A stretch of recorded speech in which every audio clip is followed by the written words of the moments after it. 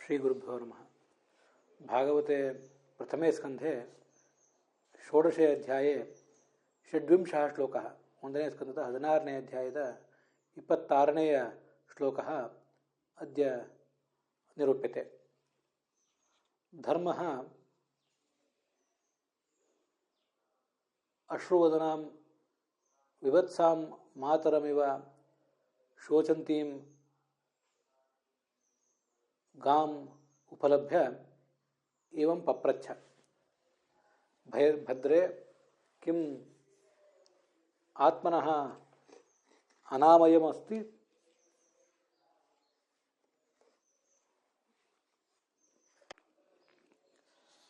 संप्राप्ते अस्मिन् कलियुगे आरक्ष्यमाणाः स्त्रियः दृष्ट्वा किं शोचसि क्षत्रबन्धून् कलिना उपसृष्टान् दृष्ट्वा शोचसि किम् अथवा भूरि भरावतरणाय कृतावतारस्य हरेः अवतार परिसमाप्तिं दृष्ट्वा शोचसि इदं तव आधिमूलं मम आचक्ष्व किं कालेन बलीयसा सर्वमपि तव सौभाग्यं अवलीढमस्ति तदेतत् मम आचक्ष्व. एवं धर्मेण पृष्टा भूः तमाह.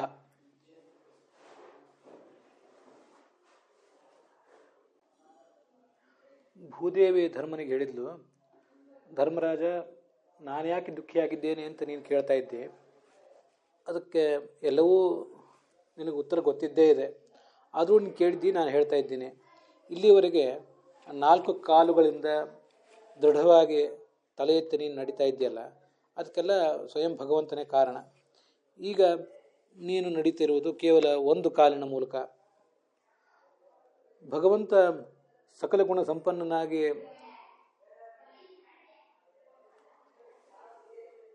ನಮ್ಮೆಲ್ಲರ ಉಪಾಸನೆಗೆ ಜ್ಞಾನಕ್ಕೆ ವಿಷಯನಾಗ್ತಾನೆ. ಅವನ ಗುಣಗಳನ್ನು ನಾವು ಅನುಸಂಧಾನಕ್ಕೆ ತಂದುಕೊಂಡು ಅಂಥದೇ ಗುಣಗಳನ್ನು ನಮ್ಮಲ್ಲಿಯೂ ಕೂಡ ವ್ಯಕ್ತ ಮಾಡ್ಕೊಳ್ತೀವಿ. ಅಂಥ ಮಹಾಗುಣ ವಿಶಿಷ್ಟನಾದಂಥ ಶ್ರೀನಿವಾಸ ಇವತ್ತಿಲ್ಲ, ಆದ್ದರಿಂದ ನನಗೆ ಖೇದ ಆಗ್ತದೆ ಅಂತಾಳೆ ಆ ಭೂದೇವಿ. ಯಾವ ಆ ಗುಣಗಳು ಅಂತನ್ನೋದನ್ನು ತುಂಬ ಅದ್ಭುತವಾಗಿ ಇಲ್ಲಿ ವಿವರಿಸಿದ್ದಾರೆ. ಭಾಗವತ ತಾತ್ಪರ್ಯದಲ್ಲೂ ಕೂಡ ಆಚಾರ್ಯರು ಆ ಗುಣಗಳನ್ನು ವಿವರಿಸ್ತಾರೆ. ಮುಂದೆ 29ನೇ ಶ್ಲೋಕದಲ್ಲಿ ಗಾಂಭೀರ್ಯಂ ಸ್ಥೈರ್ಯಂ ಇಮೇ ಚಾನ್ಯೇ ಚ ಭಗವನ್ ನಿತ್ಯಾಯತ್ರ ಮಹಾಗುಣಾಃ ಪ್ರಾರ್ಥ್ಯಾಃ ಮಹತ್ವಮಿಚ್ಛದ್ಭಿಃ. ಯಾರಿಗೆ ತಮ್ಮ ವ್ಯಕ್ತಿತ್ವದ ಉನ್ನತಿ ಬೇಕಾಗಿದೆಯೋ, ತಾವು ಸದ್ಗತಿಯನ್ನು ಪಡೆಯಬೇಕು ಅಂತ ಬಯಸ್ತಾರೋ, ಅವರು ಈ ಗುಣಗಳನ್ನು ಭಗವಂತನಲ್ಲಿ ಕಾಣಬೇಕು. ಭಗವಂತನಲ್ಲಿ ಗುಣಗಳನ್ನು ನಾವು ಅನುಸಂಧಾನಕ್ಕೆ ತಂದುಕೊಂಡ್ರೆ ತಮ್ಮ ಯಥಾ ಉಪಾಸತೆ ತದೇವ ಭವತಿ ಅಂತ ಹೇಳುವಂತೆ, ಭಗವಂತನನ್ನು ಹಾಗೆ ಅಂಥ ಗುಣಗಳಿಂದ ವಿಶಿಷ್ಟ ಅಂತ ನಾವು ಉಪಾಸನೆ ಮಾಡಿದ ಫಲವಾಗಿ ನಮಗೂ ಕೂಡ ಆ ಗುಣಗಳು ಪ್ರಾಪ್ತ ಆಗ್ತವೆ. ಹಾಗಾಗಿ ಆ ಗುಣಗಳನ್ನು ನಾವಿಲ್ಲಿ ಈಗ ಅವಲೋಕಿಸಬೇಕು. ಉಳಿದ ಟಿಪ್ಪಣಿಗಳಲ್ಲೂ ಅದನ್ನು ಹೇಳಿದ್ದಾರೆ, ಭಾಗವತ ತಾತ್ಪರ್ಯದಲ್ಲೂ ಬಂದಿದೆ. ವಿಜಯಧ್ವಜರು ಒಂದು ಹೆಜ್ಜೆ ಮುಂದೆ ಹೋಗಿ ಒಂದು ಶಬ್ದ ಸತ್ಯ, ಶೌಚ ಇತ್ಯಾದಿ ಶಬ್ದಗಳು ಭಗವಂತನಲ್ಲಿರುವ ಗುಣಗಳನ್ನು ಹೇಳಿದರೆ, ಅದೇ ಗುಣ ನಮ್ಮಲ್ಲಿದ್ದರೆ ಅದಕ್ಕೇನರ್ಥ? ಭಗವಂತನಲ್ಲಿ ಆ ಶಬ್ದ ಹೇಗೆ, ಭಗವಂತನ ಗುಣವನ್ನು ಆ ಶಬ್ದ ಹೇಗೆ ಹೇಳ್ತದೋ ಅದೇ ದೃಷ್ಟಿಯಿಂದ ನಮ್ಮನ್ನು ಅದು ಹೇಳ್ತಿರೋದಿಲ್ಲ, ಸ್ವಲ್ಪ ಭಿನ್ನವಾಗಿ ಹೇಳ್ತಿರ್ತದೆ. ಹಾಗಾಗಿ ಭಗವಂತನಲ್ಲಿ ಆ ಗುಣದ ಅರ್ಥ ಏನು, ನಮ್ಮಲ್ಲಿ ಆ ಶಬ್ದದ ಅರ್ಥ ಏನು ಅಂತನ್ನೋದನ್ನು ತುಂಬ ಸುಂದರವಾಗಿ ವಿಜಯಧ್ವಜರು ಹೇಳಿದ್ದಾರೆ. ಅದನ್ನು ಇವತ್ತಿನ ಭಾಗದಲ್ಲಿ ನಾವು ನೋಡಬೇಕು. ಸತ್ಯಂ ಅಂತಿದೆ. ಆ ಸತ್ಯಂ ಅಂತನ್ನೋದಕ್ಕೆ ಏನರ್ಥ? ಸತ್ಯಂ, ಶೌಚಂ, ದಯಾ, ದಾನಂ, ತ್ಯಾಗ ಇತ್ಯಾದಿ ಇವೆ. ಅಲ್ಲಿ ತ್ಯಾಗದಿಂದ ಆರಂಭಿಸಿ ಮುಂದೆ ಕೆಲವು ಗುಣಗಳ ಅರ್ಥಗಳನ್ನು ಆಚಾರ್ಯರು ಭಾಗವತ ತಾತ್ಪರ್ಯದಲ್ಲಿ ತೋರಿಸ್ತಾರೆ. ಅದಕ್ಕಿಂತ ಮುಂಚೆ ಬರುವುದನ್ನು ನಾವೇ ಕೆಲವುದನ್ನು ಗಮನಿಸಬೇಕಾಗ್ತದೆ. ಸತ್ಯಂ ಅಂದರೆ ಏನು ಅನ್ನೋದನ್ನು ಈಗ ಮೊದಲು ನೋಡೋಣ. ವಿಜಯಧ್ವಜರು ಹೇಳ್ತಾರೆ, ಮಹತ್ವಮಿಚ್ಛದ್ಭಿಃ ಪುರುಷೈಃ ಪ್ರತಿಬಿಂಬೇ ತಾದೃಶ ಗುಣಲಾಭಾಯ ಪ್ರಾರ್ಥ್ಯಾಹ ಉಪಾಸ್ಯಾಹ. ಪ್ರತಿಬಿಂಬರಾದ ನಾವು ನಮ್ಮಲ್ಲಿ ಆ ಗುಣಗಳು ಬರಬೇಕು ಅಂದರೆ ಬಿಂಬನಾದ ಭಗವಂತನಲ್ಲಿ ಆ ಗುಣಗಳನ್ನು ಉಪಾಸಿಸಬೇಕು. ಯಾವ ಗುಣಗಳು? ಮೊದಲನೇದು ಸತ್ಯ ಅಂದರೆ ನಿರ್ದುಃಖಾನಂದಾನುಭವ ಅಂತ ವಿಜಯಧ್ವಜರು ಅದನ್ನು ಹೇಳ್ತಾರೆ. ದುಃಖವೇ ಇಲ್ಲದ, ಎಂದೂ ದುಃಖದ ಸ್ಪರ್ಶವಿಲ್ಲದ ಆನಂದಾನುಭವ, ಅದನ್ನು ಸತ್ಯ ಅಂತ ಹೇಳ್ತಾರೆ. ಹೀಗೆ ವಿಜಯಧ್ವಜರು ಅದನ್ನು ವ್ಯಾಖ್ಯಾನ ಮಾಡಲಿಕ್ಕೆ ಭಾಗವತ ತಾತ್ಪರ್ಯದಲ್ಲಿ 10ನೇ ಸ್ಕಂದದಲ್ಲಿ ಸತ್ಯವೃತಂ ಸತ್ಯಪರಂ ತ್ರಿನೇತ್ರಂ ಅಂತೇನೋ ಒಂದು ಸ್ತೋತ್ರ ಬರ್ತದೆ. ಅಲ್ಲಿ ಆಚಾರ್ಯರು ಕೊಟ್ಟಿರುವಂಥ ಒಂದು ಉಲ್ಲೇಖವೇ ಮೂಲ ಆಗಿರಬಹುದು. ಸಚ್ಛಬ್ದ ಉತ್ತಮಂ ಬ್ರೂಯಾತ್ ಆನಂದಂ ತೀತಿ ವೈ ವದೇತ್ ಏತಿ ಜ್ಞಾನಂ ಸಮುದ್ದಿಷ್ಟಂ ಪೂರ್ಣಾನಂದ ದೃಶಿಸ್ತತಃ ಸತ್ಯಶಬ್ದೋದಿತ ತಾದೃಕ್ರೂಪಂ ನಿತ್ಯಂ ಯಥೋ ಹರೇಹೇ ಅಂತ. ಸತ್ ಅಂದರೆ ಉತ್ತಮ, ಮಲಿನ ಅಲ್ಲದೇ ಇದ್ದದ್ದು ಅಂತ ಅರ್ಥ ಕೊಡ್ತದೆ. ತಿ ಅನ್ನುವುದು ಆನಂದ ಅನ್ನೋದನ್ನು ಹೇಳ್ತದೆ.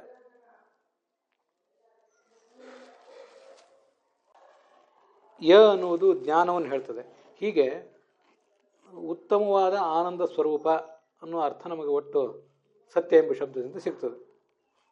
ಅದನ್ನೇ ನಿರ್ದುಃಖ ಆನಂದ ಅನುಭವ. ನಿರ್ದುಃಖ ಅನ್ನುವುದೇ ಉತ್ತಮ, ಸತ್, ಶ್ರೇಷ್ಠವಾದದ್ದು. ನಮ್ಮ ಸುಖ ಅದು ದುಃಖದಿಂದ ಮಿಶ್ರಿತವಾದದ್ದು, ಭಗವಂತನ ಸುಖ ಅಂಥದ್ದಲ್ಲ ಅಂತ ಗೊತ್ತಾಗ್ತದೆ. ಇದು ಭಗವಂತನಿಗೆ ಸಂಬಂಧಪಟ್ಟಂತೆ. ಭಗವಂತನ ಗುಣಗಳನ್ನೇ ನಾವು ಕೂಡ ಅನುಸಂಧಾನಕ್ಕೆ ತಂದುಕೊಳ್ಬೇಕು. ನಮಗೆ ಮುಕ್ತಿಯಲ್ಲಿ ಅಂಥ ನಿರ್ದುಃಖವಾದ ಒಂದು ಆನಂದಾನುಭವ ಆಗ್ತದೆ. ಈಗ ಅದು ಆಗೋದಿಲ್ಲ. ಸ್ವಲ್ಪ ಸ್ವಲ್ಪ ನಿದ್ರೆಯಲ್ಲಿ ಆಗ್ತದೆ, ನಮ್ಗೆ ಗೊತ್ತಿದೆ. ಆದ್ದರಿಂದ ಈ ಹಂತದಲ್ಲಿ ನಾವು ಅಳವಡಿಸ್ಕೊಳ್ಬೇಕಾದ ಸತ್ಯ ಅಂದರೆ ಭಗವಂತನಂತೆ ನಿರ್ದುಃಖವಾದ ಆನಂದ ಅನುಭವವನ್ನು ನಾವು ಅಳವಡಿಸ್ಕೊಳ್ಬೇಕು, ನಾವು ಅದನ್ನು ವ್ಯಕ್ತ ಮಾಡಿಕೊಳ್ಬೇಕು ಅನ್ನೋದು ಸರಿ. ಅದರ ಜೊತೆಗೆ ಭೂತಹಿತ ಯಥಾರ್ಥ ಭಾಷಣಂವ, ಪ್ರಾಣಿಗಳ ಹಿತಕ್ಕಾಗಿ ಯಥಾರ್ಥವನ್ನು ಆಡುವುದು ಅಂತ ಇದೊಂದು ಅರ್ಥವನ್ನು ಕೂಡ ತಿಳ್ಕೋಬಹುದು ಅಂತ ಬರೆದಿದ್ದಾರೆ.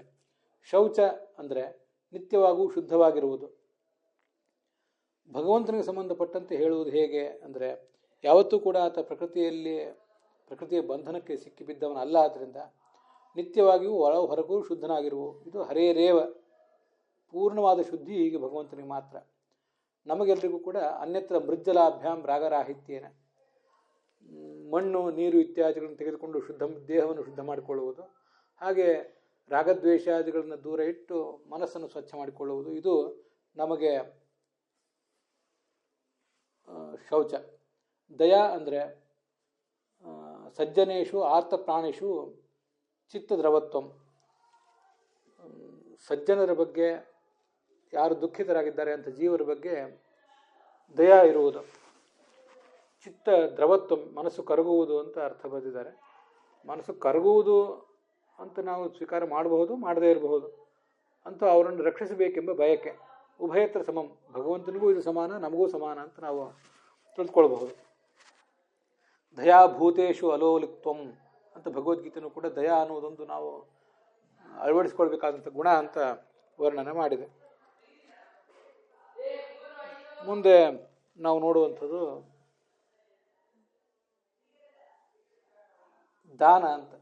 ದಾನ ಅಂದರೆ ಭಕ್ತರು, ಅಭಕ್ತರು ಮತ್ತು ಮಧ್ಯಮರು, ಭಕ್ತರು, ಮಧ್ಯಮರು ಮತ್ತು ಅಭಕ್ತರು, ಇವರಿಗೆ ಸುಖವನ್ನು ಭಕ್ತರಿಗೆ ಕೊಡುವುದು, ಅಭಕ್ತರಿಗೆ ದುಃಖವನ್ನು ಕೊಡುವುದು, ಮಧ್ಯಮರಿಗೆ ಮಿಶ್ರ ಫಲವನ್ನು ಕೊಡುವುದು. ಇದು ಭಗವಂತನ ಗುಣ. ನಮಗೆ ಧರ್ಮಾರ್ಥೆ ಪಾತ್ರೆ ವಿತ್ತ ವಿಶ್ರಾಣನಂ, ಧರ್ಮಕ್ಕಾಗಿ ಪಾತ್ರಾಪಾತ್ರ ವಿವೇಚನೆ ಮಾಡಿ ಧನ ತ್ಯಾಗ ಮಾಡುವುದನ್ನು, ಧನ ವಸ್ತು ಇತ್ಯಾದಿಗಳನ್ನು ಕೊಡುವುದಕ್ಕೆ ದಾನ ಅಂತ ಹೇಳ್ತಾರೆ. ತ್ಯಾಗ ಅಂದರೆ ಭಾಗವತ ತಾತ್ಪರ್ಯದಲ್ಲಿ ಮಿಥ್ಯಾಭಿಮಾನ ವಿರತಿ ತ್ಯಾಗ ಇತ್ಯಭಿಧೀಯತೆ ಅಂತ ಬಂದಿದೆ. ಮಿಥ್ಯಾಭಿಮಾನ ವರ್ಜನಂ ಅಂತ ಆಚಾರ ಅರ್ಥ ಬರೆದಿದ್ದಾರೆ. ಅದಕ್ಕೆ ನಾರಾಯಣ ಅಧ್ಯಾತ್ಮ ಅನ್ನುವ ಕೋಶವನ್ನು ಕೂಡ ಕೊಟ್ಟಿದ್ದಾರೆ. ಹೀಗೆ ಸ್ವಕೀಯ ಬುದ್ಧಿ ಅಪರ ಪರ್ಯಾಯ ಮಿಥ್ಯಾಭಿಮಾನ ಉಜ್ಜತಾ ಅಂತ ವಿಜಯಧ್ವಜರು ಅರ್ಥ ಬರೆದಿದ್ದಾರೆ. ಯಾವುದು ತನ್ನದಲ್ಲವೋ ಅದರ ಬಗ್ಗೆ ತನ್ನದಿದು ಅಂತ ತಿಳ್ಕೊಳ್ಳುವುದು, ಈ ಒಂದು ಆಲೋಚನೆ, ಇದನ್ನೇ ಮಿಥ್ಯಾಭಿಮಾನ ಅಂತ ಹೇಳುವುದು. ಆ ಮಿಥ್ಯಾಭಿಮಾನ ಇಲ್ಲದೇ ಇರುವಿಕೆಯನ್ನೇ ತ್ಯಾಗ ಅಂತ ಹೇಳ್ತಾರೆ. ಇದು ವಿಜಯಧ್ವಜರ ಅಭಿಪ್ರಾಯ. ನಮಗೆ ಜೀವರಿಗೆ ಸಂಬಂಧಪಟ್ಟಂತೆ ತ್ಯಾಗ ಅಂದರೆ ಸನ್ಯಾಸ, ಕಾಮ್ಯಕರ್ಮಗಳನ್ನು ತ್ಯಾಗ ಮಾಡುವುದು, ಅಥವಾ ಬ್ರಹ್ಮಚರ್ಯಾಶ್ರಮ, ವಾನಪ್ರಸ್ಥಾಶ್ರಮ, ಗೃಹಸ್ಥಾಶ್ರಮದ ಬಳಿಕ ಸನ್ಯಾಸವನ್ನೇ ಸ್ವೀಕಾರ ಮಾಡುವುದನ್ನು ಕೂಡ ತ್ಯಾಗ ಅಂತ ನಾವು ತಿಳ್ಕೊಳ್ಬಹುದು. ಯಾದವಾರ್ಯರು ಕೂಡ ಅದನ್ನು ಅಸ್ವಕೀಯೇ ಸ್ವಕೀಯತ್ವ ಭ್ರಮರೂಪ, ಇದು ಅಭಿಮಾನ. ಯಾವುದು ತನ್ನದಲ್ಲವೋ ಅದರ ಬಗ್ಗೆ ತನ್ನದಿದು ಅಂತ ಒಂದು ಭ್ರಮವನ್ನೇ ಅಭಿಮಾನ ಅಂತ ಹೇಳ್ತಾರೆ. ಅದನ್ನು ಬಿಡುವುದು ಅಂತ ತಾತ್ಪರ್ಯ ಆಗ್ತದೆ. ಮುಂದೆ ಸಂತೋಷ ಅನ್ನುವಂಥ ಗುಣದ ಬಗ್ಗೆ ಬಂದಿದೆ. ಸ್ವರೂಪಾನಂದೇನ ಅನ್ಯತ್ರ ಯದೃಚ್ಛಯ ಪ್ರಾಪ್ತ ಭೋಗೇಶು ಅಲಂ ಪ್ರತ್ಯಯ. ಸ್ವರೂಪಾನಂದವನ್ನೇ ಪಾನ ಮಾಡ್ತಿರುವುದರಿಂದ ಇನ್ನು ಯಾವುದೇ ಕಾರಣದಿಂದ ಸಿಕ್ಕಂತಹ ಭೋಗಗಳೇನಿವೆ ಅದರ ಬಗ್ಗೆ ನಮಗಿದು ಬೇಡ, ಸಾಕು ಅನ್ನುವ ಒಂದು ಇಚ್ಛೆ, ಒಂದು ಎಚ್ಚರ, ಇದನ್ನು ಸಂತೋಷ ಅಂತ ಹೇಳಬೇಕು. ಇದಕ್ಕೆ ಭಗವಂತನ ಕುರಿತು ಮತ್ತು ಜೀವನ ಕುರಿತು ಒಂದೇ ಅರ್ಥವನ್ನು ವಿಜಯಧ್ವಜರು ಬರೆದಂತೆ ಕಾಣಿಸ್ತದೆ. ಎದೃಚ್ಛಾ ಲಾಭ ಸಂತುಷ್ಟ ಅಂತ ಭಗವದ್ಗೀತೆಯಲ್ಲಿ ನಾವು ಕೇಳಿರ್ತೀವಿ. ಅಲ್ಲಿ ಎದೃಚ್ಛಾ ಅಂದರೆ ಭಗವಂತನ ಸಂಕಲ್ಪದಿಂದ, ಭಗವಂತನ ಇಚ್ಛೆಯಿಂದ ನಮಗೇನು ಭೋಗ ಸಿಕ್ಕಿದೆ ಅದರಲ್ಲೇ ಸಂತೋಷವನ್ನು ಕಾಣುವುದನ್ನು ಸಂತೋಷ ಅಂತ ನಾವು ಜೀವರಿಗೆ ಸಂಬಂಧಪಟ್ಟು ತಿಳ್ಕೋಬಹುದು. ವಿಜಯಧ್ವಜರು ಹೇಳಲಿಲ್ಲ, ನಾವು ಅರ್ಥ ಮಾಡ್ಕೊಳ್ಬಹುದು. ಮುಂದೆ ಆರ್ಜವ ಅಂತಿದೆ. ಆರ್ಜವ ಅಂದರೆ ವ್ಯವಹಾರೇಶು ಅವಕ್ರತ, ಯಾವುದೇ ವ್ಯವಹಾರ ಮಾಡಿದರೂ ಅಲ್ಲಿ ವಕ್ರ ಬುದ್ಧಿ ಇಲ್ಲದೇ ಇರುವುದು, ಅದನ್ನೇ ಅವಕ್ರತ ಅಂತ ನಾವು ತಿಳ್ಕೊಳ್ಬಹುದು. ದುರ್ಬುದ್ಧಿ ಇಲ್ಲದೇ ಇರುವುದು, ಮನಸ್ಸಿನಿಂದ, ಮಾತಿನಿಂದ, ಕ್ರಿಯೆಯಿಂದ ಏಕರೂಪನಾಗಿರುವುದು ಅಂತ ಅದರ ಅರ್ಥ. ಅದನ್ನು ವಿಜಯಧ್ವಜರು ಬರೀದೇ ಇದ್ದರೂ ಕೂಡ ಯಾದವಾರ್ಯರು ಬರೆದಿದ್ದಾರೆ. ಮನೋವಾಕ್ ಕಾಯ ವೃತ್ತಿನಾಂ ಅವೈಪರೀತ್ಯಂ ಅಂತ. ಅದನ್ನೇ ಈಗ ನಿಮ್ಮ ಎದುರಿಗೆ ಹಂಚಿಕೊಂಡಿದ್ದೇನೆ. ಇದ್ರ ಮುಂದೆ ಬರುವಂಥದ್ದು ಶಮಃ ಅಂತ ಶಬ್ದ. ಆರ್ಜವಂ ಅಂತನ್ನುವುದಕ್ಕೆ ಮನಸ್ಸಿ ವಚಸಿ ಚ ಏಕವಿಧತ ಅಂತ ಬರೆದಿದ್ದಾರೆ ವಿಜಯಧ್ವಜರು. ಕಾಯದಿಂದಲೂ ಏಕವಾಗಿರುವುದು ಅಂತ ಯಾದವಾರ್ಯರ ಅರ್ಥ ಬರೆದಿದ್ದಾರೆ. ಇದು ಉಭಯತ್ವ ಸಮಾನಂ, ಜೀವನಿಗೂ ಭಗವಂತನಿಗೂ ಇದು ಸಮಾನ. ಪುರಮೇಕಾದಶದ್ವಾರ ಮಜಸ್ಯಾ ವಕ್ರಚೇತಸಃ, ಭಗವಂತನನ್ನು ಅವಕ್ರಚೇತಾಹ ಅಂತ ಹೀಗೆ ಉಪಾಸನೆ ಮಾಡಿ ಮಾಡಿ ಅವನನ್ನು ರುಜು ಆರ್ಜವ ಅನ್ನೋ ಗುಣವನ್ನು ಭಗವಂತನಲ್ಲಿ ಉಪಾಸನೆ ಮಾಡಿ ನಮ್ಮಲ್ಲಿ ನಮ್ಮ ಮನಸ್ಸು, ನಮ್ಮ ವಾಣಿ ಮತ್ತು ನಮ್ಮ ಕ್ರಿಯೆ ಅದೆಲ್ಲವೂ ಏಕರೂಪವಾಗಿರುವಂಥ ಒಂದು ಆರ್ಜವವನ್ನು ರೂಢಿಸಿಕೊಳ್ಳಬೇಕಾದದ್ದು ನಮ್ಮ ಕರ್ತವ್ಯ. ಶಮಃ ಅಂದರೆ ತಾನೇ ಸ್ವಯಂ ಪ್ರಿಯರೂಪನಾದ್ದರಿಂದ, ಸುಖರೂಪನಾದ್ದರಿಂದ ಇದು ಪ್ರಿಯ, ಇದು ಅಪ್ರಿಯ ಅನ್ನುವಂಥ ಒಂದು ವ್ಯತ್ಯಾಸ, ಅದು ಯಾವುದೇ ಬುದ್ಧಿ ಇಲ್ಲದೇ ಇರುವಿಕೆ ಅಂತ ಹೀಗೆ ಅದರ ತಾತ್ಪರ್ಯ ಆಗ್ತದೆ. ಜೀವರಿಗೆ ಸಂಬಂಧಪಟ್ಟಂತೆ ಬುದ್ಧೇ ಭಗವನ್ನಿಷ್ಠತ, ನಮ್ಮ ಬುದ್ಧಿ ಭಗವಂತನಲ್ಲೇ ಇದ್ದರೆ ಅದಕ್ಕೆ ಕ್ಷಮ ಅನ್ನಬೇಕು. ಭಗವಂತ ಸ್ವಯಂ ಸುಖರೂಪನಾದ್ದರಿಂದ ಅವನಿಗೆ ಇಂಥದ್ದು ಅದು ಪ್ರಿಯ, ಅಂಥದ್ದು ಅಪ್ರಿಯ ಅನ್ನುವಂಥ ವ್ಯತ್ಯಾಸವೇ ಇಲ್ಲ ಅಂತ ಅದನ್ನು ನಾವು ತಿಳ್ಕೊಳ್ಬಹುದು.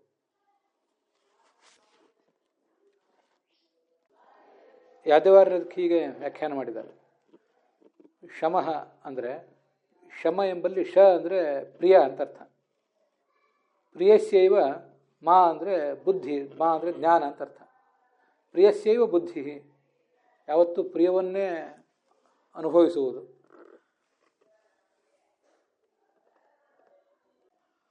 ಅಪ್ರಿಯ ಸಹಿತ ಪ್ರಿಯ ಬುದ್ಧಿ ಅಭಾವ, ನಮಗೆ ಪ್ರಿಯ ಬುದ್ಧಿ ಇದೆ, ಇದು ನಮಗೆ ಪ್ರಿಯ ಅಂತಿದೆ, ಕೆಲವು ಅಪ್ರಿಯವೂ ಇದೆ. ಭಗವಂತನಿಗೆ ಹಾಗೆ ಯಾವುದೂ ಅಪ್ರಿಯವೂ ಇಲ್ಲ ಅಂತ ಅದರ ತಾತ್ಪರ್ಯ ಆಗ್ತದೆ.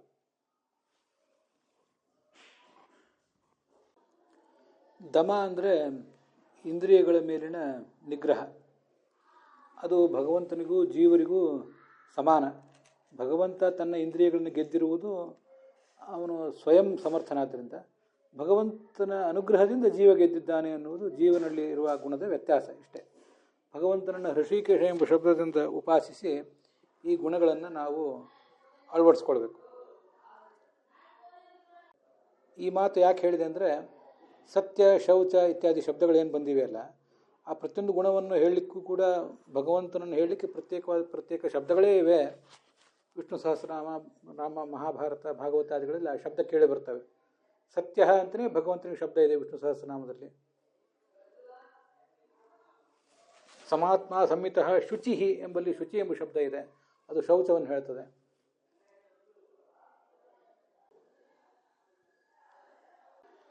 ವಿಷ್ಣು ಸಹಸ್ರನಾಮದಲ್ಲಿ ಎಲ್ಲವೂ ಬಂದಿಲ್ಲದೆ ಇರಬಹುದು, ಬೇರೆ ಬೇರೆ ಕಡೆ ಬಂದಿರ್ತದೆ. ಕರುಣಾಸಾಗರ, ಕರುಣಾಕರ ಅನ್ನುವ ಶಬ್ದ ಭಗವಂತನ ದಯಾಗುಣವನ್ನು ಹೇಳ್ತದೆ.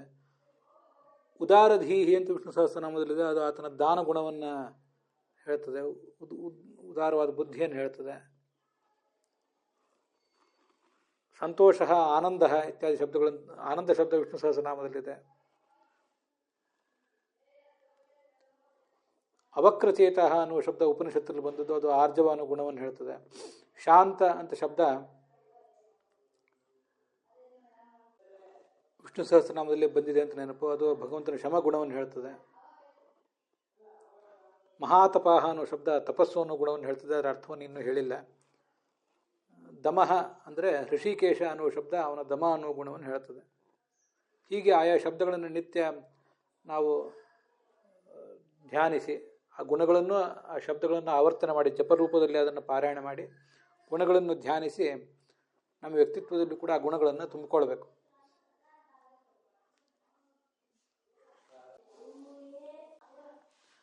ತಪಸ್ಸು ಅಂದರೆ ಆಲೋಚನಾ ಅಂತ ಅರ್ಥ ಬರೆದಿದ್ದಾರೆ ವಿಜಯಧ್ವಜ ತೀರ್ಥರು. ಯುಕ್ತಿಯುಕ್ತವಾದ ಜ್ಞಾನ ಅಂತ ಅದರ ತಾತ್ಪರ್ಯ ಅವರು ಬರೆದಂತೆ ಕಾಣಿಸ್ತದೆ. ಇದೇ ಭಗವಂತನಲ್ಲಿ ಗುಣ ಏನಿದೆ ಅದನ್ನೇ ನಾವು ನಮ್ಮಲ್ಲಿಯೂ ಕೂಡ ಅಳವಡಿಸ್ಕೊಳ್ಬಹುದು, ಯುಕ್ತಿ ಪುರಸ್ಸರವಾದ ಜ್ಞಾನ ಅಂತ. ಅನ್ಯತ್ರ ಕೃಚ್ಛ್ರ ಚಾಂದ್ರಾಯಣ ದ್ಯುಪವಾಸ ನಿಯಮ ಅಂತ ಬರೆದಿದ್ದಾರೆ ವಿಜಯಧ್ವಜರು. ಕೃಚ್ಛ್ರ ಚಾಂದ್ರಾಯಣ ಮೊದಲಾದ ಕಠಿಣ ವ್ರತಗಳನ್ನು ಆಚರಿಸುವುದು, ಇದು ನಮ್ಮ ತ್ಯಾಗ ಅಂತನ್ನೋದು. ತ್ಯಾಗ ಅಲ್ಲ, ತಪಸ್ಸು, ಇದು ನಾವು ಮಾಡಬೇಕಾದ ತಪಸ್ಸು. ಯಾದವಾರ್ಯರು ಬರೆಯುವಂತೆ ಸ್ವಪರಗತ ಅಖಿಲ ವಿಶೇಷ ವಿಷಯಕ ಆಲೋಚನಂ, ತನ್ನ ಭಗವಂತ ತನ್ನ ವ್ಯಕ್ತಿತ್ವದ ವಿಶೇಷಾಂಶಗಳನ್ನು ಹಾಗೆ ಪರರ ವಿಶೇಷ ಅಂಶಗಳನ್ನು ಎಲ್ಲವನ್ನೂ ತಿಳ್ಕೊಂಡಿದ್ದಾನೆ, ಆ ಜ್ಞಾನ ಸ್ವರೂಪನಾಗಿದ್ದಾನೆ ಅವನು ಅಂತ ಅದರ ತಾತ್ಪರ್ಯ ಆಗ್ತದೆ. ಅದರ ಮುಂದೆ ಬರುವಂಥದ್ದು ಸಾಮ್ಯ ಅಂತ. ಭಗವಂತನನ್ನು ಹೇಳುವ ಸಮಾತ್ಮ, ಸಂಮಿತಃ, ಸಮಃ ಅಂತಲೇ ಶಬ್ದ ಇದೆ. ವಿಜಯಧ್ವಜರು ಬರೆಯುವ ಅರ್ಥವಾದಂತೆ ಸರ್ವ ಅವತಾರಗಳಲ್ಲಿಯೂ ಕೂಡ ನಿರ್ದೋಷ ಗುಣಪೂರ್ಣನಾಗಿರುವುದು, ಅದಕ್ಕೆ ಸಾಮ್ಯ ಅಂತ ಅಭಿಪ್ರಾಯ ಹೇಳ್ತಾರೆ. ಮೂಲ ರೂಪದಲ್ಲಿಯೂ ಅವತಾರ ರೂಪದಲ್ಲಿಯೂ ಆತ ದೋಷರಹಿತ ಮತ್ತು ಗುಣಪೂರ್ಣ, ಅಥವಾ ಯಥಾವಸ್ಥಿತ ಜ್ಞಾನವುಳ್ಳವನು ಅಂತ ಅರ್ಥ ಬರೀತಾರೆ. ಇನ್ನೊಂದು ಅರ್ಥವನ್ನು ಹೇಳಿದ್ದಾರೆ, ಯಥಾವಸ್ಥಿತ ಜ್ಞಾನ, ಯಥಾರ್ಥವಾದ ಶುದ್ಧವಾದ ಜ್ಞಾನ. ಈ ಒಂದು ಭಗವಂತನಿಗೂ ನಮಗೂ ಸಮಾನ ಆಗಬಹುದು ಅಂತ ಕಂಡುಬರ್ತದೆ. ತಿತಿಕ್ಷಾ ಅಂದರೆ ಮಹಾ ಅಪರಾಧಗಳನ್ನು, ದೊಡ್ಡ ದೊಡ್ಡ ಅಪರಾಧಗಳನ್ನು ಕೂಡ ಭಕ್ತರು ಮಾಡಿದಾಗ ಅದನ್ನು ಸಹಿಸುವಂಥ ಶಕ್ತಿ. ಹೇಗೆ ಭೃಗು ಪಾದಗಳಿಂದ ಒದ್ದರೂ ಕೂಡ ಭಗವಂತ ಅದನ್ನು ಸಹಿಸಿದ್ನೋ ಆ ಥರದ ಒಂದು ಶಕ್ತಿ ಅಂತ ಅದರ ಅಭಿಪ್ರಾಯ. ಜೀವರಿಗೆ ಅದು ಸಂಬಂಧಪಟ್ಟಂತೆ ಸುಖ ದುಃಖ, ಶೀತೋಷ್ಣ ಸುಖ ದುಃಖೇಶು ತಥಾ ಮಾನಾಪಮಾನಯೋ ಅಂತ ಭಗವದ್ಗೀತೆ ಹೇಳಿದಂತೆ ಆ ದ್ವಂದ್ವಗಳನ್ನೆಲ್ಲ ಗೆಲ್ಲುವುದನ್ನೇ ಸಹಿಷ್ಣುತ ಅಂತ ಹೇಳ್ತಾರೆ. ತಿತಿಕ್ಷಾ ಎಂಬ ಈ ಗುಣವನ್ನು ಹೇಳಲಿಕ್ಕೆ ಭಗವಂತನಲ್ಲಿ ಸ್ವಯಂ ಸಹಿಷ್ಣು ಅಂತ ಶಬ್ದವೇ ಇದೆ ವಿಷ್ಣು ಸಹಸ್ರನಾಮದಲ್ಲಿ, ಸಹಿಷ್ಣು ಜಗದಾದಿಜ ಅಂತ. ಅದನ್ನು ನಾವು ಅನುಸಂಧಾನಕ್ಕೆ ತಂದುಕೊಳ್ಬೇಕು.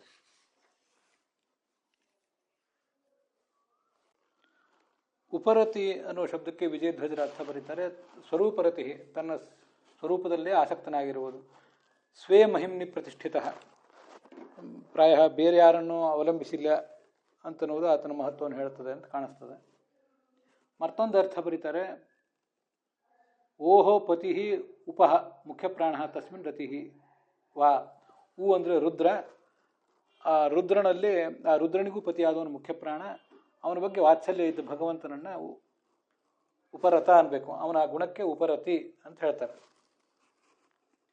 ಜೀವರಿಗೆ ಸಂಬಂಧಪಟ್ಟಂತೆ ಕಾಮ್ಯಕರ್ಮ ನಿವೃತ್ತಿ, ಕಾಮ್ಯಕರ್ಮಗಳಿಂದ ದೂರ ಇರುವುದು, ಸಕಾಮ ಕರ್ಮದಿಂದ ದೂರ ಇರುವುದು ಅಂತ ಅರ್ಥ ಆಗ್ತದೆ. ಅಥವಾ ವ್ಯರ್ಥ ಸರ್ವ ವ್ಯವಹಾರ ಉಪರಮೋವ. ಜೀವರಾದವರು ಎಲ್ಲ ವ್ಯರ್ಥವಾದ ಕ್ರಿಯೆಗಳಿಂದ ದೂರ ಇರ್ತಾರೆ ಅಂಥ ಗುಣ ಅಂತಲೂ ಹೇಳ್ಬೋದು. ಅದು ಭಗವಂತನಿಗೂ ಹೇಳ್ಬೋದು, ಜೀವನಿಗೂ ಹೇಳ್ಬೋದು ಅಂತ ಅನ್ನಿಸ್ತದೆ. ಉಪರತಿ ಅಂದರೆ ವಿಶೇಷ ಅಲಂಬುದ್ಧಿ, ವಿಷಯ ಪದಾರ್ಥಗಳ ಸೇವನೆ ಸಾಕಿನ್ನು ಅಂತ ಅನಿಸುವುದು. ಹೂ ಅಂದರೆ ರುದ್ರ, ಅವನು ಪಾಲಿಸುವ ಮುಖ್ಯ ಪ್ರಾಣ, ಅವನಲ್ಲಿ ವಾತ್ಸಲ್ಯ ಇದ್ದವನು ಅನ್ನೋ ಅರ್ಥವನ್ನು ವಿಜಯಧ್ವಜರು ಕೂಡ ಬರೆದಂತೆ ಯಾದವಾರರು ಕೂಡ ಬರೆದಿದ್ದಾರೆ. ಮುಂದೆ ಶ್ರುತ ಅನ್ನುವ ಶಬ್ದ ಇದೆ. ಆ ಶ್ರುತ ಎಂಬ ಶಬ್ದಕ್ಕೆ ಸರ್ವತ್ರ ಶ್ರವಣ ಶಕ್ತಿ, ಎಲ್ಲವನ್ನು ಕೇಳುವ ಶಕ್ತಿ ಇರುವವನು. ಶ್ರುತಿ ಪ್ರಸಿದ್ಧತಾವ, ಶ್ರುತಿಗಳಲ್ಲಿ ಪ್ರಸಿದ್ಧ, ಶ್ರುತಿ ಸ್ಮೃತಿ ಪುರಾಣಗಳಲ್ಲಿ ಇವನೇ ವರ್ಣಿತನಾಗಿರುವುದು, ಆ ಅರ್ಥವನ್ನು ಕೂಡ ತಿಳ್ಕೊಳ್ಬಹುದು. ಜೀವನಿಗೆ ಸಂಬಂಧಪಟ್ಟಂತೆ ಶ್ರುತ ಶಾಸ್ತ್ರಾರ್ಥ ತಾತ್ಪರ್ಯ ಅವಧಾರಣ, ಶಾಸ್ತ್ರಗಳ ತಾತ್ಪರ್ಯವನ್ನು ಸರಿಯಾಗಿ ತಿಳಿದಿರುವುದು ಮುಖ್ಯ ಅಂತ ಆ ಒಂದು ಅರ್ಥವು ಕೂಡ ಬರ್ತದೆ. ಶ್ರುತ ಅಂದರೆ ಉಪಕ್ರಮಾದಿನ ಶಾಸ್ತ್ರ ತಾತ್ಪರ್ಯ ಜ್ಞಾನ, ಉಪಕ್ರಮ, ಉಪಸಂಹಾರ ಇತ್ಯಾದಿ ತಾತ್ಪರ್ಯ ಲಿಂಗಗಳನ್ನು ಅವಲಂಬಿಸಿ ಶಾಸ್ತ್ರಗಳ ತಾತ್ಪರ್ಯವನ್ನು ತಿಳ್ಕೊಳ್ಳುವುದು ಅಂತ ಅರ್ಥ ಇದು ಯಾದವಾರ್ಯರ ವ್ಯಾಖ್ಯಾನದಲ್ಲಿ ಕಾಣಿಸ್ತದೆ. ಮುಂದೆ ಜ್ಞಾನಂ ಅನ್ನುವ ಶಬ್ದ ಇದೆ. ಜ್ಞಾನಂ ಅಂದರೆ ಸರ್ವಜ್ಞತ. ಇದು ಭಗವಂತನಿಗೆ ಸಂಬಂಧಪಟ್ಟಂತೆ, ಎಲ್ಲ ದೃಷ್ಟಿಯಿಂದಲೂ ಸರ್ವಜ್ಞ, ಯಾವ ಕಾಲಕ್ಕೂ ಸರ್ವಜ್ಞ, ಇಂದು ಮುಂದೆ ಎಲ್ಲ ಕಾಲಕ್ಕೂ. ಜೀವರಿಗೆ ಸಂಬಂಧಪಟ್ಟಂತೆ ಮೊದಲು ಪರೋಕ್ಷ ಜ್ಞಾನವನ್ನು ಸಂಪಾದನೆ ಮಾಡ್ತಾರೆ, ಆಮೇಲೆ ಅಪರೋಕ್ಷ ಜ್ಞಾನವನ್ನು ಸಂಪಾದನೆ ಮಾಡ್ತಾರೆ. ಇಂಥ ಜ್ಞಾನವನ್ನು ಪಡೆಯುವುದು ಅಂತ ವಿಜಯಧ್ವಜರ ತಾತ್ಪರ್ಯ ಇದೆ. ಯಾದವಾರ್ಯರ ವ್ಯಾಖ್ಯಾನದಲ್ಲಿ ಸರ್ವ ಸಾಕ್ಷಾತ್ಕಾರ ರೂಪಂ ಅಂತ ಇಷ್ಟು ಮಾತ್ರ ಕಂಡು ಬರ್ತದೆ. ಅದಾದ ಬಳಿಕ ಇರುವಂಥ ಶಬ್ದ ವಿರಕ್ತಿ ಅಂತ. ವಿರಕ್ತಿ ಅಂದರೆ ಶ್ವೇತರ ವಿಷಯ ಅಸಾರತಾ ಬುದ್ಧಿ. ಭಗವಂತ ವಿರಕ್ತ ಹೇಗೆ ಅಂದರೆ ಅವನು ತನ್ನನ್ನು ಬಿಟ್ಟು ಇನ್ನು ಸಮಸ್ತ ಪ್ರಪಂಚವೂ ಕೂಡ ಅಸಾರವಾದದ್ದು, ಶ್ರೇಷ್ಠವಲ್ಲ, ತನಗಿಂತಲೂ ಕೆಳಗಿರುವಂಥದ್ದು ಅನ್ನುವಂಥ ಎಚ್ಚರವುಳ್ಳವನವನಾಗಿರ್ತಾನೆ. ಅವನನ್ನು ಹೇಳುವಂಥ ಶಬ್ದ ಅದು.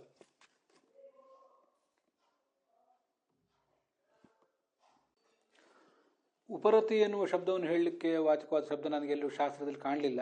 ಶ್ರುತ ಅನ್ನುವುದನ್ನು ಹೇಳಲಿಕ್ಕೆ ವಿಷ್ಣು ಸಹಸ್ರನಾಮದಲ್ಲಿ ಶ್ರುತಿ ಸಾಗರ ಅನ್ನುವ ಶಬ್ದವೇ ಇದೆ.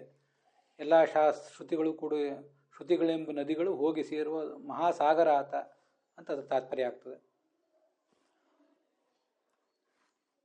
ಜ್ಞಾನ ಅನ್ನುವ ಶಬ್ದವನ್ನು ಹೇಳಲಿಕ್ಕೆ ಜ್ಞಾನ ಅನ್ನುವ ಶಬ್ದವೇ ಇದೆ. ಜ್ಞಾನ ಅನ್ನುವ ಗುಣವನ್ನು ಹೇಳಲಿಕ್ಕೆ ವಿಷ್ಣು ಸಹಸ್ರನಾಮದಲ್ಲಿ ಜ್ಞಾನಂ ಅನುತ್ತಮಂ ಅಂತ ಹೀಗೆ ಶಬ್ದವೇ ಇದೆ. ಸರ್ವಜ್ಞೋ ಜ್ಞಾನಂ ಉತ್ತಮಂ, ಹೀಗ ಶಬ್ದ. ಸರ್ವಜ್ಞ ಅಂತನೂ ಭಗವಂತನನ್ನು ಉಪಾಸಿಸಬಹುದು, ಜ್ಞಾನ ಅಂತನೂ ಉಪಾಸಿಸಬಹುದು.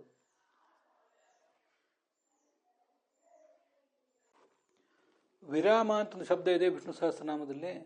ಅದಕ್ಕೆ ವಿರಾಮ ಅಂದರೆ ಅಂತ ಅರ್ಥ ಆಗ್ತದೆ, ಕೊನೆ ಅಂತ ಅರ್ಥ ಆಗ್ತದೆ. ಅದನ್ನು ನಾವು ಉಪರತಿ ಅನ್ನೋದಕ್ಕೆ ಸಮಾನವಾಗಿ ಮತ್ತು ವೈರಾಗ್ಯ ಅನ್ನೋದಕ್ಕೆ ವೈರಾಗ್ಯ ಮತ್ತು ಉಪರತಿ ಎಂಬ ಗುಣಗಳಿಗೆ ವಾಚಕವಾಗಿ ವಿರಾಮ ಅನ್ನುವ ಶಬ್ದವನ್ನು, ವಿರಾಮ ಎಂಬ ನಾಮವನ್ನು ಭಗವಂತನಿಗೆ ವಾಚಕವಾಗಿ ನಾವು ಉಪಾಸಿಸಬಹುದು. ಐಶ್ವರ್ಯ ಅಂತ ಇನ್ನೊಂದು ಗುಣ. ಐಶ್ವರ್ಯ ಅನ್ನೋ ಶಬ್ದವನ್ನು ಹೇಳಲಿಕ್ಕೆ ಪ್ರಭು ಈಶ್ವರ ಅಂತ ಶಬ್ದವೇ ವಿಷ್ಣು ಸಹಸ್ರನಾಮದಲ್ಲಿದೆ. ಐಶ್ವರ್ಯ ಎಂದರೆ ಸಮಸ್ತ ಜಗತ್ತಿನ ಆಳ್ವಿಕೆಯ ಸಾಮರ್ಥ್ಯ. ಇದು ಭಗವಂತನಿಗೆ ಸಂಬಂಧಪಟ್ಟಂತೆ. ಜೀವರಿಗೆ ಸಂಬಂಧಪಟ್ಟಂತೆ ಅಣಿಮಾ ಮೊದಲಾದ ಗುಣಗಳನ್ನು, ಅಣಿಮಾ ಮೊದಲಾದ ಸಿದ್ಧಿಗಳನ್ನು ಕೈವಶ ಮಾಡಿಕೊಂಡಿರುವುದು ಅಂತ ತಾತ್ಪರ್ಯ ಆಗ್ತದೆ.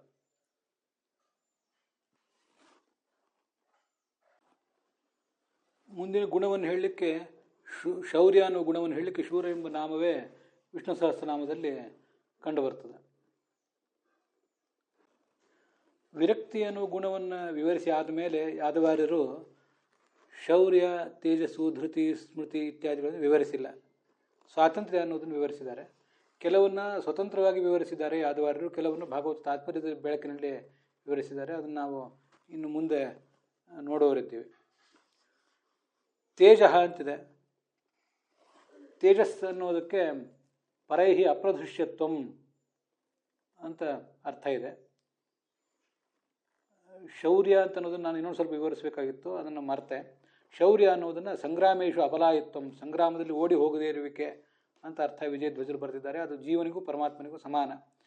ತೇಜಸ್ಸು ಅಂದರೆ ಪರೈಹಿ ಅಪ್ರದೃಶ್ಯತ್ವಂ, ಇನ್ನೊಬ್ಬರಿಗೆ ಮಣಿಯದೇ ಇರುವಿಕೆ ಅಂತ ಅರ್ಥ. ಅದು ಭಗವಂತನ ಗುಣ. ಜೀವನಿಗೆ ಸಂಬಂಧಪಟ್ಟಂತೆ ಬ್ರಹ್ಮವರ್ಚಸಂ, ಶಾಸ್ತ್ರ ಆಚಾರ ವಿಚಾರಗಳ ಸಂಪನ್ನತೆಯಿಂದ ವ್ಯಕ್ತಿತ್ವದಲ್ಲಿ ಬರುವಂಥ ಒಂದು ಬ್ರಹ್ಮವರ್ಚಸ್ಸು, ಅದನ್ನೇ ತೇಜಸ್ಸು ಅಂತ ನಾವು ಹೇಳಬಹುದು. ಭಗವಂತನ ತೇಜಸ್ಸು ಅನ್ನೋ ಗುಣವನ್ನು ಹೇಳಲಿಕ್ಕೆ ವಿಷ್ಣು ಸಹಸ್ರನಾಮದಲ್ಲಿ ಮಹಾತೇಜಾಹ ಅನ್ನುವ ಶಬ್ದವೇ ಇದೆ, ಅದನ್ನು ಗಮನಿಸಬೇಕು.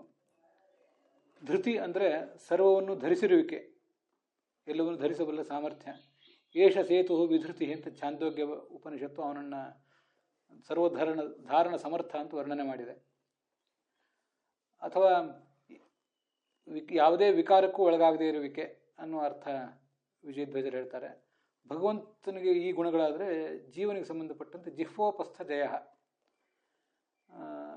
ಎಲ್ಲವನ್ನು ಕೂಡ ಈ ಜಿಹ್ವಾ ಚಾಪಲ್ಯ ಮತ್ತು ಉಪಸ್ಥೇಂದ್ರಿಯದ ಚಾಪಲ್ಯ ಇವೆಲ್ಲವನ್ನೂ ಕೂಡ ಗೆದ್ದಿರುವಿಕೆ, ಆ ಪ್ರಲೋಭನೆಗೆ ಬಲಿಯಾಗದೇ ಇರುವಿಕೆ ಅಂತ ಅದರ ತಾತ್ಪರ್ಯ ಆಗ್ತದೆ. ವಿಷ್ಣು ಸಹಸ್ರನಾಮದ ಧರ್ಮ ಎಂಬ ಶಬ್ದವೇ ಇದನ್ನು ಈ ಎಲ್ಲ ಗುಣಗಳನ್ನು ಹೇಳ್ತದೆ ಅಂತ ನನ್ನ ಆಲೋಚನೆ. ಇದ್ರ ಮುಂದೆ ಬರುವಂಥದ್ದು ಸ್ಮೃತಿ ಅಂತ ಶಬ್ದ. ಸ್ಮೃತಿ ಅಂದರೆ ಅತೀತ ಅನಾಗತ ಬ್ರಹ್ಮಾಂಡಾದಿ ಸ್ಮರಣಂ, ಹಿಂದೆ ಆಗಿ ಹೋದ ಇವತ್ತಿರುವ ಬ್ರಹ್ಮಾಂಡ, ಹಿಂದೆ ಆಗಿ ಹೋದ ಬ್ರಹ್ಮಾಂಡಗಳು, ಮುಂದೆ ಬರಲಿರುವ ಬ್ರಹ್ಮಾಂಡಗಳನ್ನೆಲ್ಲವನ್ನು ಕೂಡ ಆತ ತಿಳಿದಿರುವುದು. ಅತೀತ ಅನಾಗತ ಬ್ರಹ್ಮಾಂಡಾದಿ ಸ್ಮರಣಂ, ಹಿಂದೆ ಹೋದ ಬ್ರಹ್ಮಾಂಡಗಳನ್ನು ನೆನಪಿಟ್ಟುಕೊಳ್ಳುವುದು, ಇವತ್ತು ಆಗಿ ಬಂದಿರುವ ಬ್ರಹ್ಮಾಂಡದ ಬಗ್ಗೆ ತಿಳುವಳಿಕೆ, ಮುಂದೆ ಬರಲಿರುವ ಬ್ರಹ್ಮಾಂಡಗಳ ಬಗ್ಗೆಯೂ ಕೂಡ ತಿಳುವಳಿಕೆ. ಇದು ಭಗವಂತನಿಗೆ ಸಂಬಂಧಪಟ್ಟಂತೆ. ನಮಗೆ ಜೀವರಿಗೆ ಸಂಬಂಧಪಟ್ಟಂತೆ ಅವಗತ ಪದಾರ್ಥ ಅನುಸಂಧಾನಂ, ಈಗಾಗಲೇ ನಾವು ಏನನ್ನು ತಿಳಿದಿದ್ದೀವಿ, ಯಾವುದನ್ನು ಓದಿದ್ದೀವಿ ಅಥವಾ ಪಂಚೇಂದ್ರಿಯಗಳಿಂದ ಯಾವುದನ್ನು ನೋಡಿದ್ದೀವಿ, ಅದೆಲ್ಲವನ್ನು ಕೂಡ ನೆನಪಿಟ್ಟುಕೊಳ್ಳುವುದಕ್ಕೇ ಸ್ಮೃತಿ ಅಂತ ಹೇಳ್ತಾರೆ ಅನ್ನೋದನ್ನು ನಾವು ತಿಳ್ಕೊಳ್ಬೇಕು. ಈ ಸ್ಮೃತಿ ಮೊದಲಾದ ಕೆಲವು ಶಬ್ದಗಳನ್ನು ಹೇಳುವ ಒಂದು ಶಬ್ದ ಏನಾದರೂ ವಿಷ್ಣು ಸಹಸ್ರನಾಮದಲ್ಲಿ ಬರದೇ ಹೋದರೆ ಆಯಾ ಶಬ್ದಗಳಿಂದಲೇ ಭಗವಂತನನ್ನು ಉಪಾಸಿಸಬಹುದು. ಸ್ಮೃತಿ, ಧೃತಿ ಇತ್ಯಾದಿಗಳಿಂದಲೇ ಭಗವಂತನನ್ನು ಉಪಾಸಿಸಬಹುದು. ವಿಷ್ಣು ಸಹಸ್ರನಾಮ ಮತ್ತು ಭಾಗವತ ಇವೆರಡೂ ಕೂಡ ಒಂದೇ ನಾಣ್ಯದ ಎರಡು ಮುಖಗಳು. ಆದ್ದರಿಂದ ಇಲ್ಲಿ ಬಂದಿರುವ ಶಬ್ದಗಳೆಲ್ಲವೂ ಕೂಡ ಭಗವಂತನ ಗುಣಗಳನ್ನು ಹೇಳುವುದರ ಜೊತೆಗೆ ಆ ಭಗವಂತನನ್ನು ಹೇಳೇ ಹೇಳ್ತವೆ. ಇದರ ಮುಂದೆ ಇರುವಂಥದ್ದು ಸ್ವಾತಂತ್ರ್ಯ ಅನ್ನುವ ಶಬ್ದ. ಅದಕ್ಕೆ ಅಪರಾಧೀನತ, ಇನ್ನೊಬ್ಬರಿಗಾರಿಗೂ ಅಧೀನನಾಗದೇ ಇರುವಿಕೆ ಅಂತ ಅರ್ಥ ಬರೆದಿದ್ದಾರೆ. ಅನ್ಯತ್ರ ಶಿಲ್ಪ ವಿದ್ಯಾ ವೈಶಾರದ್ಯಂ, ಸ್ವಾತಂತ್ರ್ಯ ಅನ್ನೋ ಶಬ್ದಕ್ಕೆ ಶಿಲ್ಪ ಮೊದಲಾದ ಕಲೆಗಳನ್ನು ಕಲಿತಿರುವಿಕೆ ಅಂತ ಅರ್ಥ ಬರೆದಿದ್ದಾರೆ ವಿಜಯಧ್ವಜ ತೀರ್ಥರು. ಶಿಲ್ಪ ಮೊದಲಾದ ಕಲೆಗಳಲ್ಲಿ ಒಂದು ಪರಿಣತಿ ಅನ್ನುವುದು ಜೀವನನ್ನು ಕುರಿತು ಹೇಳ್ತದೆ ಅಂತ ಅವರ ತಾತ್ಪರ್ಯ. ಅದ್ಯಾಕೊಂದು ನನಗೆ ಅಷ್ಟು ಸಮಾಧಾನ ಕೊಡಲಿಲ್ಲ. ಭಗವಂತ ಸ್ವತಂತ್ರ, ಅವನ ಅಧೀನರಾಗಿ ನಾವಿದ್ದೇವೆ, ಮತ್ತು ಭಗವಂತನಿಗೆ ಅಧೀನರಾಗಿದ್ದೇವೆ ಹೊರತು ಇನ್ಯಾರಿಗೂ ಅಧೀನರಾಗಿಲ್ಲ. ಹೀಗೆ ಸ್ವಾತಂತ್ರ್ಯ ಅನ್ನುವ ಗುಣ ನಮ್ಮಲ್ಲಿಯೂ ಕೂಡ ಭಗವಂತನ ಅನುಗ್ರಹದಿಂದ ವ್ಯಕ್ತವಾದಂಥ ಒಂದು ಸಣ್ಣ ಗುಣ ಅಂತ ನಾವು ತಿಳ್ಕೊಳ್ಳಿಕ್ಕೆ ಯಾವುದೇ ತೊಂದರೆ ಇಲ್ಲ. ಅದರ ಮುಂದೆ ಬರುವಂಥದ್ದು ಕೌಶಲ ಅನ್ನುವಂಥ ಶಬ್ದ.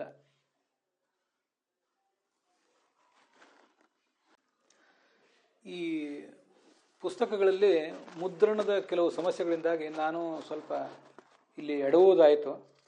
ಅದನ್ನು ಮತ್ತೊಂದು ಸರಿ ವಿವರಿಸಿ ಹೇಳ್ತೇನೆ. ನೀವು ನಿಮ್ಮ ಎದುರಿಗೆ ಕೆ ಟಿ ಪಾಂಡುರಂಗಿ ಆಚಾರ್ಯರಿಂದ ಸಂಪಾದಿತವಾದ ವಿಜಯಧ್ವಜರ ಪುಸ್ತಕ ಏನಾದರೂ ಇಟ್ಕೊಂಡಿದ್ರೆ ಅದರಲ್ಲಿ ಸ್ವಲ್ಪ ತಿದ್ದುಪಡಿಗಳನ್ನು ಮಾಡಿಕೊಳ್ಬೇಕು. ಸ್ವಾತಂತ್ರ್ಯ ಅಂದರೆ ಅಪರಾಧೀನತ್ವ ಅಂತ ಅರ್ಥ. ಅನ್ಯತ್ರ ಶಿಲ್ಪವಿದ್ಯಾ ವೈಶಾರದ್ಯಂ ಅಂತ ಬರೆದಿದ್ದಾರೆ.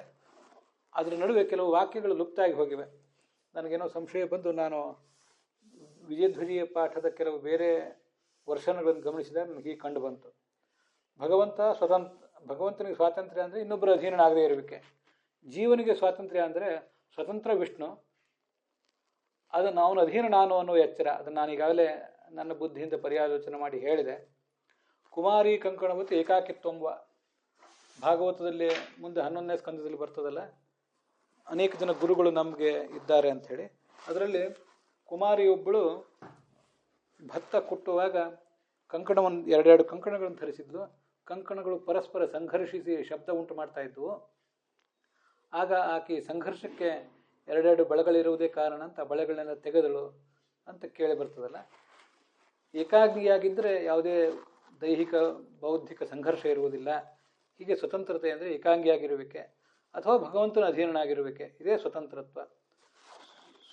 ಭಗವಂತ ಸ್ವತಂತ್ರನಾಗಿರುವುದು ಅವನು ಇನ್ನೊಬ್ಬರಿಗೆ ಅಧೀನನ ಅಲ್ಲ. ಆದ್ದರಿಂದ ನಾವು ಸ್ವತಂತ್ರನಾಗಿರುವುದು ಸ್ವಶಬ್ದವಾಚ್ಯನಾದ ಭಗವಂತನಿಗೆ ಅಧೀನರಾಗಿರುವುದರಿಂದ ಅಂತ ಅರ್ಥ ಆಗ್ತದೆ. ಕೌಶಲಂ ಅಂದರೆ ಸರ್ವಕರ್ಮಣಿ ವೈಚಿತ್ರ್ಯ ಬುದ್ಧಿ, ಎಲ್ಲ ಕೆಲಸಗಳನ್ನು ಮಾಡಲಿಕ್ಕೂ ಕೂಡ ಒಂದು ಅಸಾಧಾರಣ ಸಾಮರ್ಥ್ಯ, ವಿಶಿಷ್ಟವಾದ ಒಂದೊಂದು ಕೆಲಸವನ್ನು ಮಾಡಲಿಕ್ಕೆ ಒಂದೊಂದು ಶಕ್ತಿ ಇರುವಿಕೆ. ಇದನ್ನು ನಾವು ಬೇರೆ ಕಡೆ ಎಲ್ಲ ನೋಡಿದ್ದೀವಿ. ಬಹುಚಿತ್ರ ಜಗದ್ಬಹುಧಾ ಕರಣಾತ್ ಪರಶಕ್ತಿ ಅನಂತ ಗುಣ ಪರಮಃ ಅಂತ. ಅತ್ಯಂತ ವಿಚಿತ್ರವಾದ ಬೇರೆ ಬೇರೆ ವಸ್ತುಗಳನ್ನು, ಬೇರೆ ಬೇರೆ ಜಡಗಳನ್ನು, ಬೇರೆ ಚೇತನಗಳನ್ನೆಲ್ಲ ಭಗವಂತ ಸೃಷ್ಟಿ ಮಾಡ್ತಿದ್ದಾನಲ್ಲ, ಆದ್ದರಿಂದ ಅವನ ಶಕ್ತಿಯು ಕೂಡ ಅನಂತ ಅಂತ ಗೊತ್ತಾಗ್ತದೆ. ಇದು ಕೌಶಲ ಅನ್ನುವ ಗುಣ ಅಂತ ನಾವು ತಿಳ್ಕೊಳ್ಬಹುದು. ಜೀವರಿಗೆ ಸಂಬಂಧಪಟ್ಟಂತೆ ಕೌಶಲ ಅಂದರೆ ಶಿಲ್ಪ ಮೊದಲಾದ ವಿದ್ಯಾಗಳಲ್ಲಿ ವಿಶಾರದತೆ, ಪಾಂಡಿತ್ಯ, ಇದು ಕೌಶಲ. ವ್ಯಾಕರಣದಲ್ಲಿಯೂ ವೇದಾಂತದಲ್ಲಿಯೂ ಶಾಸ್ತ್ರಗಳಲ್ಲಿಯೂ ಕೌಶಲ. ಹಾಗೆ ಮನೆ ಕೆಲಸಗಳು, ಶಿಲ್ಪಕಲೆಗಳು, ಫೈನ್ ಆರ್ಟ್ಸ್ ಅಂತ ಏನು ಹೇಳ್ತೀವಿ ಅವುಗಳಲ್ಲಿ ಕೌಶಲ, ಅದನ್ನು ಕೂಡ ನಾವು ಕೌಶಲ ಅಂತ ತಿಳ್ಕೊಳ್ಬಹುದು. ಕೌಶಲ ಅಂದರೆ ಸರ್ವಕ್ರಿಯಾಸು ನಿಪುಣತ ಅಂತ ಅರ್ಥ ಬರೆದಿದ್ದಾರೆ ಯಾದವಾರ್ಯರು. ಇಲ್ಲಿಗೆ ಇವತ್ತಿನ ಈ ಭಾಗ ಸಮಾಪ್ತವಾಗಿದೆ.